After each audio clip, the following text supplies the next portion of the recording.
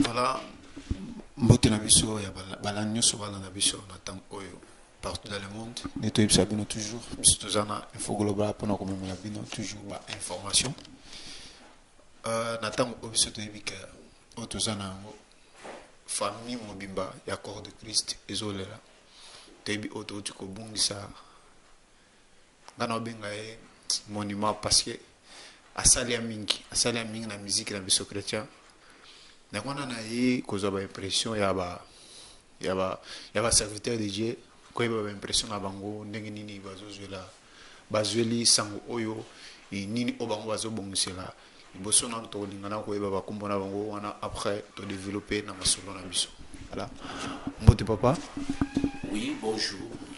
Na l'ère où batuado ya mabiso soki na tongo tolobi bonjour soki pe na pourquoi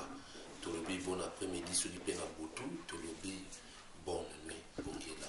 Voilà, oui, papa. Ah apesi biso nyonso mbote baye bakolanda so na ntango oyo boyamba mbote na bino ewuti epai na biso moyembi na nkolo frère Pedro Kosoa Saviera. Ok, wana ndenge toti koyoka papa na biso ba frère na biso ba papa na biso ba oti kopesa biso bakombo na bango wana siko toza ko développer na masolo na biso wana nazo banana pa frère na biso Pedro Pessoa po asa collègue na ye oti kokufa asa collègue na ye tolingana koyeba na impression na ye ndenge nini azola kisango oyo. Voilà, frère Pedro nangana ye bana leboso ozola kisango oya sœur na biso Marie Musambo ozola ki ondeni oyo kasika ondeni nanzela ya nani? En tout cas vraiment ezalaki sango moko ezalaki pasi ntango nayokaki yango ezalaki na samedi na 23h30 vers 23h30 ndeko moko abengaki nga bakosoba na Kisasa bakosoba na ndeko moko na Kisasa aza mpe journaliste moko ya bajournaliste asalaka na radio Tropicana. Bakosoba ye masolo mpona kolefaire kolekisa album na ngai na Kinshasa kuna ezoleka deja na ntango oyo après ndeko moko akobenga ngai atibi na ngai mais yo oyebi te ke la sœur Marie Misama autotika biso sœur Marie Misama donc nandimaki te na bino na vérifier parce que nazosoba na moto ya Kisasa awa na vérifier na moto na Kisasa na journaliste le roi ya journaliste aza proche na Kisasa mpena sur terrain akoyeba aza na information ya sire na ntango natindeli ye message arepondre nga binga mpe nazoyoka nga na Facebook abizelanga nabenga atako kobenga moyembi moko na kombo na José Nzita abengi akonfirme ke akofirme ya solo mpe akonfirme nga ke aza mpenza akufaki ya solo yango nde nazwaki message wana mesalaki mpasi na motema. Voilà, ndenge toti koyoka papa na biso oti kopesa biso lolingi azwelaki message oyo ntango babengaki ye ndenge nini ayambelaki message yango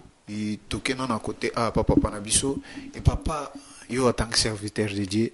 ozwelaki yango ndenge nini ntango oyokaki sœur Marie mpe akufi en tant que serviteur de Dieu ozwelaki yango ndenge? Oui, eza ngai ndeko na bino na kombo ya Mondo Jonas les serviteurs de Dieu. Vraiment ntango nayokaki sango yango nga nayokaki yango pa bana et na ba 6h du matin et ntango bana bazo se préparer pour bakende classe nde bayaki koyebisanga ke non papa tozwi sango ya liwa na mboka Congo ke balobi chantre moko akufi na kombo ya Marie Messa. Vraiment nayebi te bon na ntango naza mpe na mwa basango ebele mpe ya bibembe me na comprendre te na sango oyo ya Marie Misamo vraiment échoqué nga puis vraiment nazo porter le Congo na cœur lokola vraiment propre sœur na nga oyo awoti kokite biso vraiment toza na de na poto na Amérique na Asie pe na Afrique. Et voilà bala na biso ndenge bomonaka mokili mobimba ezolela sœur Marie Misamo parce que asalaki mosala moko bien po tozomona na banet siko bato mingi bazoloba mabe sœur Marie Misamo bobosana te na vie ka mutu nyonso aza na bolamu na ye mpe aza na mabe na ye mais bolinga te toujours bolinga kosalir kombo ya mutu oyo akufi. Et voilà boyoki ndenge papa na biso atikopesela biso ndenge azolaki sango ya ser Marie Misambo wana toleki so bafrère na biso Pedro peso il fait Pedro na nga na ba relation na yo na ser Marie Misambo ezalaki ndenge nini? Oui, bon, azalaki moyembi kati na kolo nayebi ke mbala liboso ser Misambo anyata poto Belgique awa po akomelaki mbala biso na Belgique tokutanaki na ser wana tosala mpe bafoto. Bon, à partir de Wanande, tu as une relation avec biso. Azaki ser moko très bien vraiment. Asolaka bien, azapenda ser moko ya batu. Donc aza servante très bon, servante moko ya Nzambe très bien vraiment. Natango zovanda na ye. Donc problème ezate asolaka bien. Ayebo solana ba mikolo, ayebo solana ba leki. En plus c'est un azaki sous la likabo ya Nzambe, azaki na ba talent makasi. L'autre toujours regretté qu'il a talent penda ikei penda donc on va benga ya artiste moko complet donc un artiste complet so ko tali na Congo wana na bana ba sinyoso bazawana ba ser nyoso bazawana mutu ana talent lokola ya zate kuna kata scène ye moko a diriger ka scène ba biloko ne moko atonga ka donc un artiste même so tali parler na nenga betango we baké ndako ezaka ndako artiste betango mena na coupe ba artiste penda. Donc il y a artiste to Pedro pendele mamoko mais loko les anzela nzambe ndem takutana nzela nzamba permettre biso to kutana kanaye eza ya liwa to kumisika nzambe parce que bible bi na circonstance nyonso to ba kokumisa nzambe to kumisika ka nzambe za mate mais to kumisa nzambe to kobosa na yete na ba œuvre o ya malamu o ya tikeli biso. Et je crois papa frère Pedro Kolo banini par rapport à ba rimer mususu bima batu mususu bazo bima na ba YouTube baba na kolo ba ya ser Marie Misambo en tant que collègue ya ex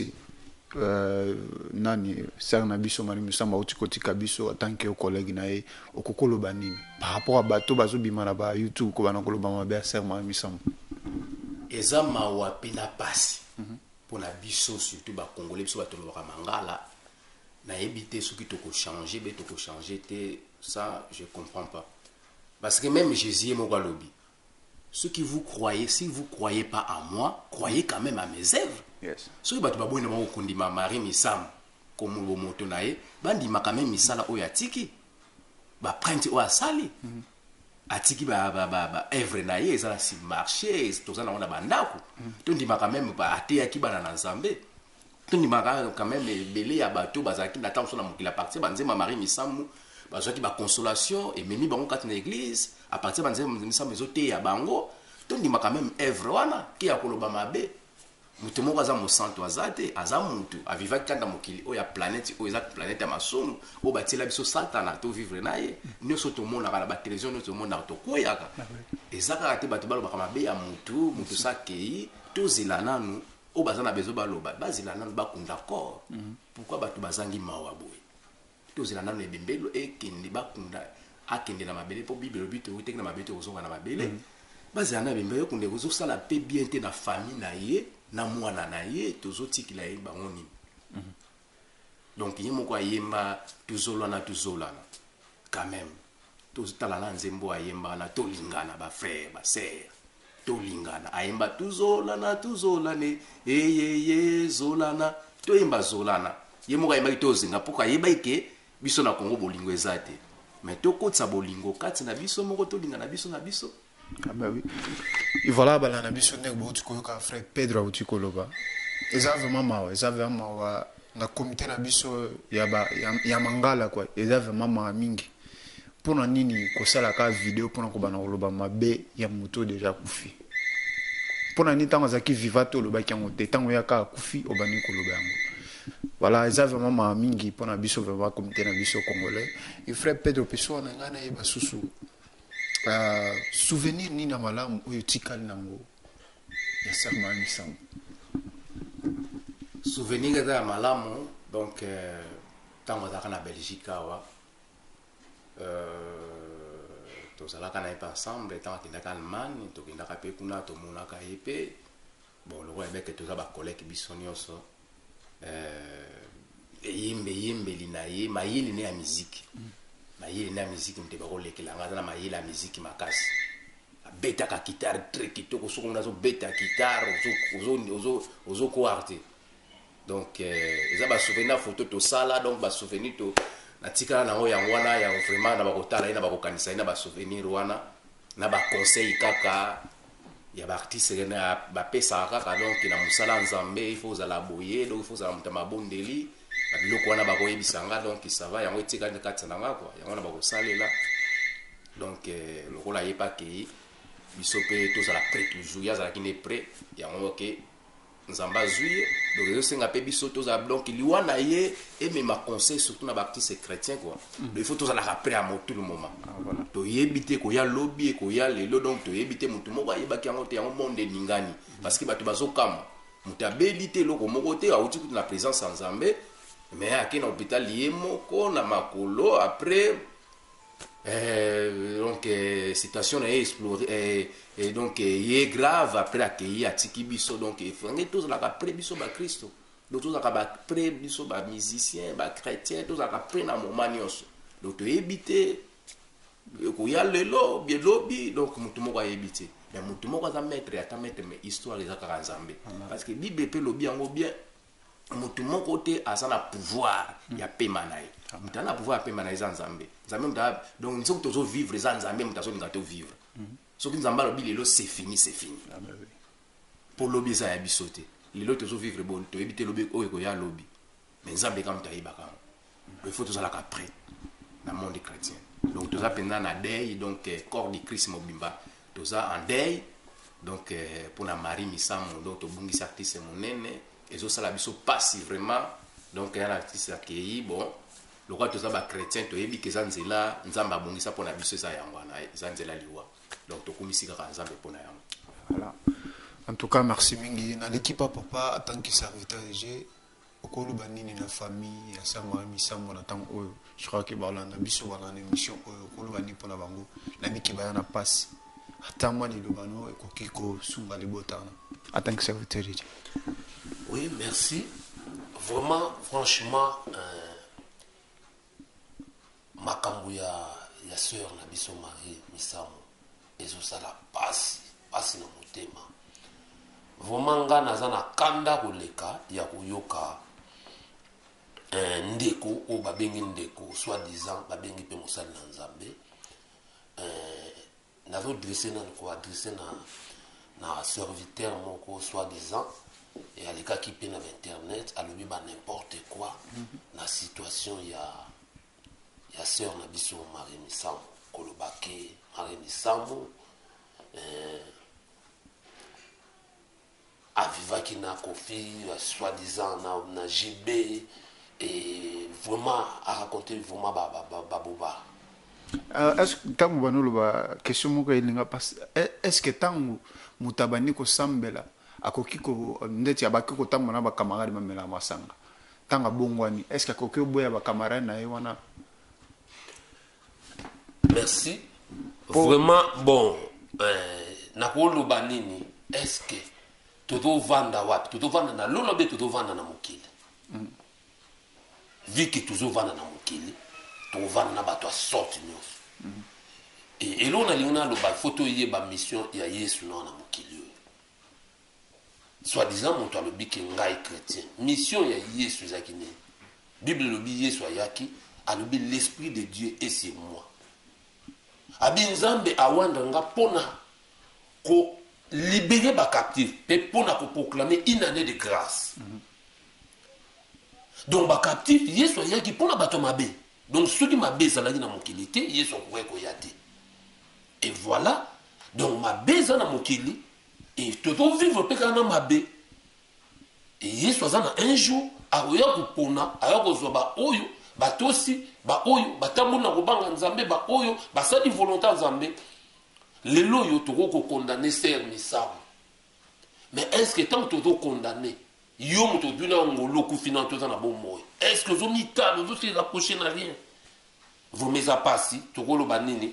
batu nyonso moto mabe moto mala mozate bible zo bana biso moto akaka juste ezaka yenzambe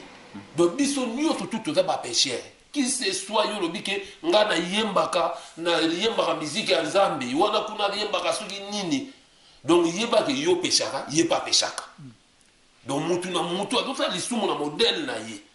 mais kozala na ami oyo aza mosula ou bien oyo aza amelaka bangi babiso oyo tuta mpe bakote kuna ti bato bazotala nga oyo bakozwa chance bayebi nga eza témoignage mpe oblere bazomona bazoyoka mpe ke oyo mosala na nzambe bato ebele mpe bandimaka te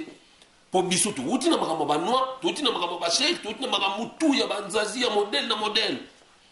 mais lelo nzambe asali biso ngolu tolongwe na bakote wana bongo tunakutani na frère na nga tobandeki kobeta nenu mongemba naotika ye mpona sola na ye te mpona longole mpe nataliseke kote wana eza fo masolo yaka kote oyo kote nde oza kimia mais songa na kimi bango nani sikoyo akoya kozwa bango motu te donc eza mission eza lokola mpe mari misa motu amtu na bakote wana banda kokende ayaki na mission donc voilà et vraiment c'est regrettable koyoka ke mosala na nzambe nayebi te tukili te ezangaki yo soki nini ozwi no temps mpenza kosala banda molai ya koloba n'importe quoi vraiment sorry eza mawa mpe pasi ndeko vraiment nabondeli yo il faut osenga bolimbisi na libota wana mpo libota wana ezomona eyoki makambo oyo lobi mokili mbimba eyoki emoni vraiment linga osala so bande mosusu kosenga bolimbisi donc osenga na nzambe no bolimbisi après osengi mpe bato nyonso tu oblesse mitema na bango bolimbisi nde nzambe akoyoka yo et voilà. Okay. Voilà, en tout cas, merci. Nebo Tikoyoka, serviteur de Dieu, à Otikoloba, et ça vraiment mawa. Ce que Zangi et Loka Osala, s'il te plaît. Pardon. Kosala Souma Kamono Salite. Parce que là, Otikoloba, on dit que Salma Be, Salaban, Osenga Bolim. Parce que Ozaki timing, je crois, Vidane Zaki, ce qui a 50 et quelques minutes. Papa, Sala Sosenga, pardon. Et voilà, Papa Nabiso Pedro. En tant que chantre à Belgique, j'ai habité ceux qui ont besoin de pour des biso mari misambo. Normalement, na zo ki ba message. Lelo il fallait tout kutana na Ribocourt à partir de 19h. Mais programme na zo ba penda pe programme bien te na ba te bandeko. Ou bazo bon sa programme bon na que président ba musicien azalia wa mais toujours à la part na toujours un message mon côté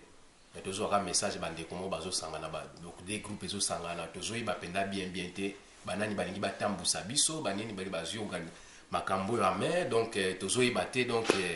fallait ba clarifier biso place wana très bien donc le ba kuta na 19h lo biso studio za na 14h on comprend rien bande ko ba samna programme moko ya bientôt avec que to sangana biso nyoso poto lela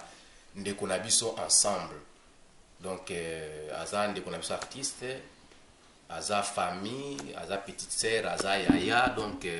tout ça na biso nyo tout ça ensemble bien tout ça la ba groupe ezoyeba na te groupe nini bazo linga basangisa batu ezo kumaso ba des groupes ceux qui pro tozoyeba te mais tout ça prêt ya ko participer na nyonso bolingi biso to participer to zala wana pona ko soutenir pona kolela ndeko na biso ensemble donc tokozala wana donc lelo na pokwa tokozala bandeko mosusu bakozala wana biso tokozala empêchement parce que tozala na bafete ya famille za awa tozoprépare yango mpe donc lobi nde toza sir mpenza tokozala ensemble na bandeko